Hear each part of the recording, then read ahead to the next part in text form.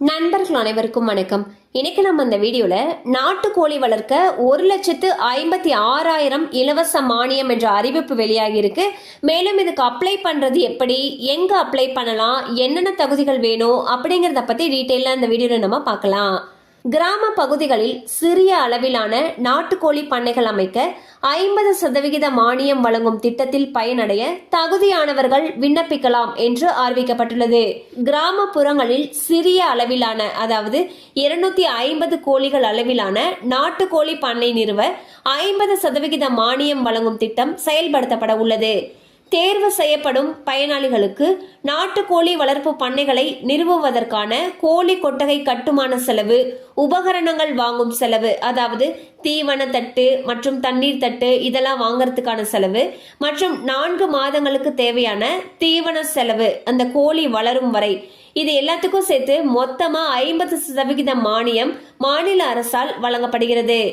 திட்டத்தின் மீதமுள்ள 50% பங்களிப்பை வங்கி மூலமாகவோ அல்லது தனது சொந்த ஆதாரங்கள் மூலமாகவோ பயனாளி திரட்ட வேண்டும். பயனாளிகளிடம் கோழி கொட்டகை கட்ட குறைந்தபட்சம் 625 சதுர அடி நிலம் இருக்க வேண்டும். இந்த பகுதி மனித குடியிருப்புகளில் இருந்து விலகி இருக்க வேண்டும். கட்டுமான பணிகள், தீவனம் மற்றும் உபகரணங்கள் வாங்குதல் போன்ற அனைத்து செயல்முறைகளும் பயனாளியால் செய்யப்பட வேண்டும். ஒவ்வொரு பயனாளிகளுக்கும் 250 எண்ணிக்கையிலான 4 வார வயதுடைய நாட்டுக்கோழி குஞ்சுகள் மாவட்ட கால்நடை பண்ணையிலிருந்து இலவசமாக வழங்கப்படும். பயனாளி அந்த கிராமத்தில் நிரந்தரமாக வசிப்பவராக இருக்க வேண்டும். விதவைகள், ஆதரவற்றோர், திருநங்கைகள் மற்றும் மாற்றுத்திறனாளிகள், பட்டியல் வகுப்பு பழங்குடியினருக்கு முன்னுரிமை அளிக்கப்படும். இந்த திட்டத்தில் பயனடைய விருப்பமும் தகுதியும் உள்ளோர் ஆதார் அட்டை நகல், பண்ணை அமையவிருக்கும் இடத்துக்கான சிட்டா அடங்கல் நகல், 50% தொகை அளிப்பதற்கான ஆதார ஆவணங்கள், 3 ஆண்டுகளுக்கு பண்ணையை பராமரிப்பதற்கான உறுதிமொழியுடன் அருகிலுள்ள கால்நடை மருந்தகத்தை அணுகி விண்ணப்பிக்க வேண்டும். ஸோ பார்த்தீங்கன்னா நாட்டுக்கோழி வளர்க்குறதுக்கு மானியம் கொடுக்குறாங்க.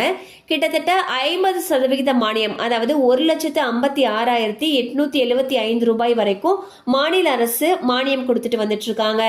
இதுக்கு விண்ணப்பிக்கிறவங்க பார்த்தீங்கன்னா ஒரு 625 சதுர அடியில் அவங்க நிலம் வச்சிருக்கணும்னு சொல்லியிருக்காங்க.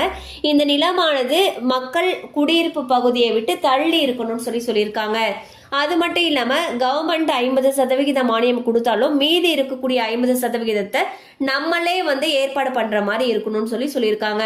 சோ இது யார் யாருக்கெல்லாம் முன்னுரிமை தராங்கன்னா, விதவைகள், ஆதரவற்றோர், திருநங்கைகள், மாற்றுத்திறனாளிகள், பட்டியல் வகுப்பு பழங்குடியின மக்களுக்கு முன்னுரிமை அளிக்கப்படும் சொல்லியிருக்காங்க.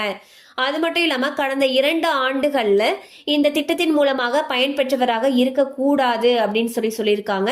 உங்களுக்கு விருப்பம் இருக்கு அப்படிங்கிற பட்சத்துல உங்களுடைய ஆதார் அட்டையுடைய நகல், பண்ணை அமையவிருக்கும் இடத்துக்கான சிட்டா அடங்கல் நகல், 50% தொகை அளிப்பதற்கான ஆதார ஆவணங்கள், 3 ஆண்டுகளுக்கு நாங்க பண்ணையை பராமரிப்போம் அப்படிங்கிறதுக்கான உறுதிமொழி, இது எல்லாமே எடுத்துக்கிட்டு பக்கத்துல இருக்கக்கூடிய கால்நடை மருந்தகத்தை அணுகி விண்ணப்பிக்கலாம்னு சொல்லியிருக்காங்க.